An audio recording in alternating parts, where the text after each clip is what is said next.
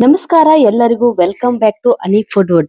ನಾನಿವತ್ತು ತುಂಬಾನೇ ಟೇಸ್ಟಿಯಾದ ಮತ್ತು ಎಲ್ಲ ಹಬ್ಬಗಳಲ್ಲೂ ವಿಶೇಷವಾದಂತಹ ಸೋನ್ ಪಾಪಡಿ ರೆಸಿಪಿಯನ್ನ ತುಂಬಾನೇ ಸುಲಭವಾಗಿ ಮತ್ತು ಕೆಲವೇ ನಿಮಿಷಗಳಲ್ಲಿ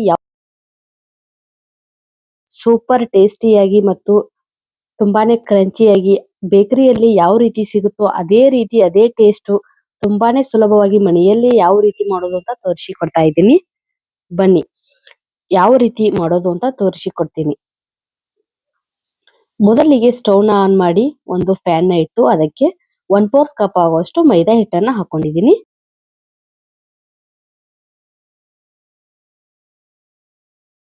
ನಂತರ ಅದೇ ಅಳತೆಯ ಸೇಮ್ ಕಪ್ ನಲ್ಲಿ 1/4 ಕಪ್ ಆಗುವಷ್ಟು ಕಡಲೆ ಹಿಟ್ಟನ್ನು ಕೂಡ ಸೇರಿಸಿಕೊಳ್ತಾ ಇದ್ದೀನಿ. ಇದಕ್ಕೆ ತುಪ್ಪನ ಹಾಕೊಂಡು ಒಳ್ಳೆ ಘಮ ಬರೋವರೆಗೂ ಹುರ್ಕೊಳ್ಬೇಕು. ಕೆಲವೊಬ್ರು ಕಡಲೆ ಹಿಟ್ಟನ್ನ ಜಾಸ್ತಿ ತಗೊಳ್ತಾರೆ, ಕೆಲವೊಬ್ರು ಮೈದಾ ಹಿಟ್ಟನ್ನು ಜಾಸ್ತಿ ತಗೊಳ್ತಾರೆ. ನಾನಿಲ್ಲಿ ಎರಡನ್ನೂ ಕೂಡ ಸಮ ಪ್ರಮಾಣದಲ್ಲೇ ತಗೊಂಡಿದ್ದೀನಿ. ಇದಕ್ಕೆ 1/4 ಕಪ್ ಆಗುವಷ್ಟು ತುಪ್ಪನ ಹಾಕೊಂಡು ಇದನ್ನ ಚೆನ್ನಾಗಿ ಘಮ ಬಿಡೋವರೆಗೂ ಹುರ್ಕೊಳ್ಬೇಕು. ಅವಾಗ ಮಾತ್ರ ಟೇಸ್ಟ್ ತುಂಬಾ ಚೆನ್ನಾಗಿ ಬರುತ್ತೆ.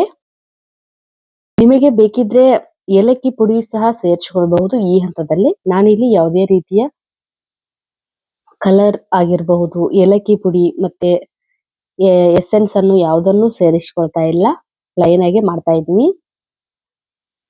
ಅವಶ್ಯಕತೆ ಇದ್ರೆ ಇನ್ನೊಂದ್ ಸ್ವಲ್ಪ ತುಪ್ಪನೂ ಕೂಡ ಸೇರಿಸಿಕೊಳ್ಬಹುದು. ಎಲ್ಲಾನು ಲೋ ಫ್ಲೇಮ್ ನಲ್ಲೇ ಇಟ್ಕೊಂಡು ಹುರಿದು ಇಟ್ಕೊಳ್ಬೇಕು. ಹಿಟ್ಟು ಹುರಿತಾ ಈ ರೀತಿಯಾಗಿ ಲಮ್ಸ್ ಆಗಿ ಆಗುತ್ತೆ.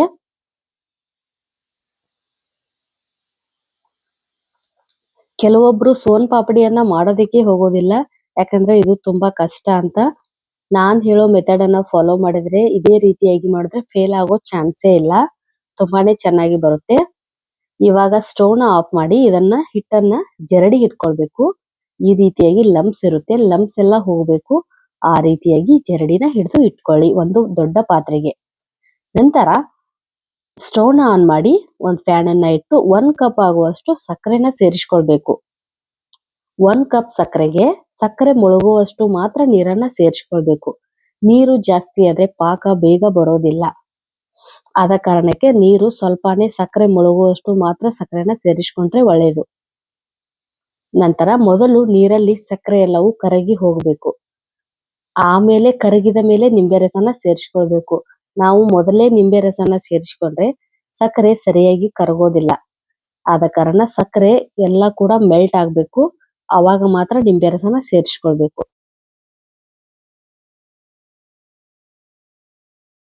ಸೋನ್ ಪಾಪಡ್ ಅಂದ್ರೆ ಇದು ಪಾಕ ಹೆಚ್ಚು ಕಡಿಮೆ ಆದ್ರೆ ಸೋನ್ ಪಾಪಡ್ ರೆಸಿಪಿ ಸರಿಯಾಗಿ ಬರೋದಿಲ್ಲ. ಒಂದ್ ರೀತಿ ಟೆಕ್ಸ್ಚರ್ ಬಂದ್ರೂ ಕೂಡ ಗಟ್ಟಿಯಾಗಿ ಬಿಡುತ್ತೆ ಸೋನ್ ಪಾಪಡ್. ಮೃದುವಾಗಿ ಬೇಕರಿಯಲ್ಲಿ ಯಾವ ರೀತಿ ಸಿಗುತ್ತೋ ಆ ಸ್ಟೈಲ್ ಅಲ್ಲಿ ಸಿಗೋದಿಲ್ಲ.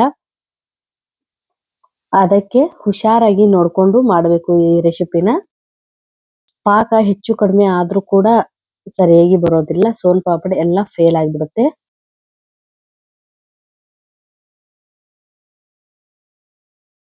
ನೋಡಿ ಇವಾಗ ಸಕ್ಕರೆ ನಿಧಾನವಾಗಿ ಕರಗ್ತಿದೆ.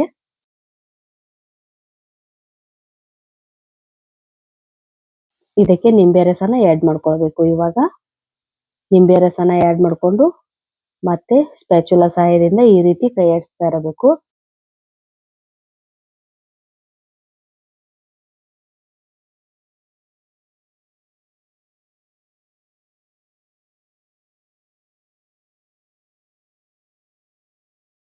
ಪಾಕನ ಅವಾಗ ಚೆಕ್ ಮಾಡ್ಕೊಳ್ತಾ ಇರಬೇಕು.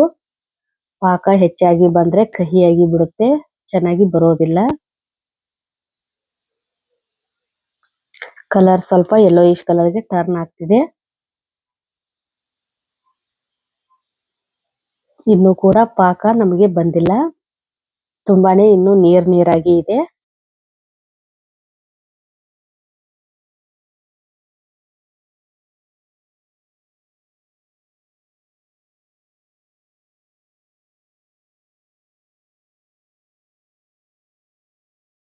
ಇವಾಗ ಒಂದ್ ಲೆವೆಲ್ಗೆ ಪಾಕ ಬಂದಿದೆ ಅಂತ ಹೇಳ್ಬೋದು. ಪಾಕ ಬಂದ್ರೆ ಅದು ಥಿಕ್ನೆಸ್ ಆಗಿ ಬರುತ್ತೆ ಪಾಕ.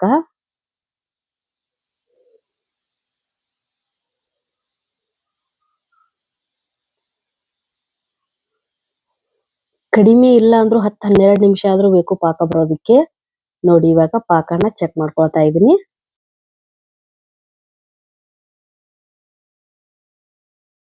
ನೋಡಿ ಈ ರೀತಿಯಾಗಿ ಫುಲ್ ಜಲ್ಲಿಯಾಗಿ ಫುಲ್ ಗಟ್ಟಿಯಾಗಿ ಬರಬೇಕು. ಎಳೆದ್ರೆ ಈ ರೀತಿಯಾಗಿ ಎಳೆ ಎಳೆಯಾಗಿ ಬರಬೇಕು. ಅವಾಗ ಪಾಕ ಬಂದಿದೆ ಅಂತ ಅರ್ಥ. ಇವಾಗ ಫ್ಲೇಮ್ ನ ಆಫ್ ಮಾಡ್ಕೊಳ್ಬೇಕು. ಆಫ್ ಮಾಡ್ಕೊಂಡಾದ್ಮೇಲೆ ತುಪ್ಪ ಸವರಿದ ಪಾತ್ರೆಗೆ ಎಲ್ಲಾನು ಟ್ರಾನ್ಸ್ಫರ್ ಮಾಡ್ಕೊಳ್ಬೇಕು.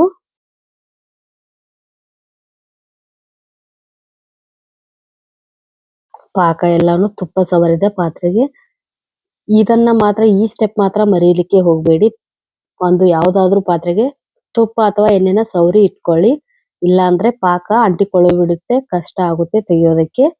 ಈ ರೀತಿಯಾಗಿ ಸ್ಪ್ಯಾಚುಲಾ ಸಹಾಯದಿಂದ ಎಲ್ಲಾನು ಆರಿಸ್ಕೊಳ್ಬೇಕು. ತುಂಬಾನೇ ಬಿಸಿ ಇರುತ್ತೆ, ಹುಷಾರಾಗಿ ಮಾಡ್ಬೇಕು ಈ ರೆಸಿಪಿಯನ್ನ. ನೋಡಿ ಈ ರೀತಿಯಾಗಿ ಈ ಟೆಕ್ಸ್ಚರ್ಗೆ ಬಂದಾದ್ಮೇಲೆ ಇವಾಗ ಇದನ್ನ ಕೈಯಲ್ಲಿ ಹಿಡಿಬಹುದು.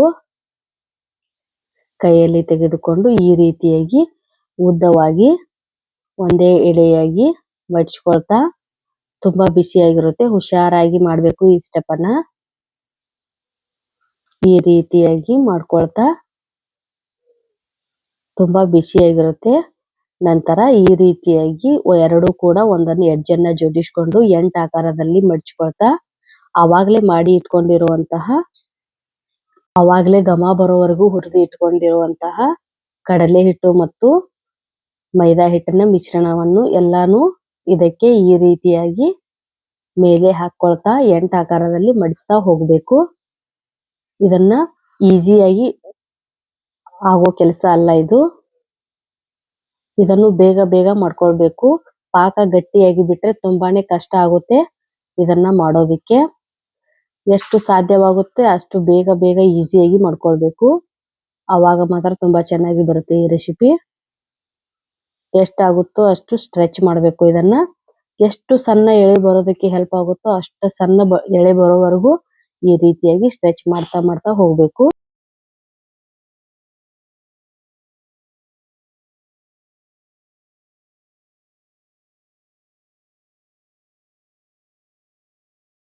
ನೋಡಿ ಯಾವ ರೀತಿಯಾಗಿ ಎಳೆ ಎಳೆಯಾಗಿ ಬರ್ತಿದೆ ಅಂತ.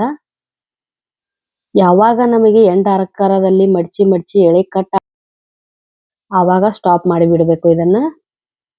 ಎಷ್ಟು ಸಾಧ್ಯವಾಗುತ್ತೋ ಅಷ್ಟು ಸಣ್ಣ ಎಳೆ ಬರುವವರೆಗೂ ಮಾಡ್ಕೊಂಡು, ಸಣ್ಣ ಕಪ್ನಲ್ಲಿ ಡ್ರೈ ಫ್ರೂಟ್ಸ್ ನ ಕಟ್ ಮಾಡಿ ಹಾಕೊಂಡು ಈ ರೀತಿಯಾಗಿ ಪ್ರೆಸ್ ಮಾಡಿಕೊಂಡ್ರೆ ನಮಗೆ ಸೋನ್ ಪಾಪಡ್ ಕೆಲವೇ ನಿಮಿಷಗಳಲ್ಲಿ ರೆಡಿ ಆಗುತ್ತೆ. Thank you.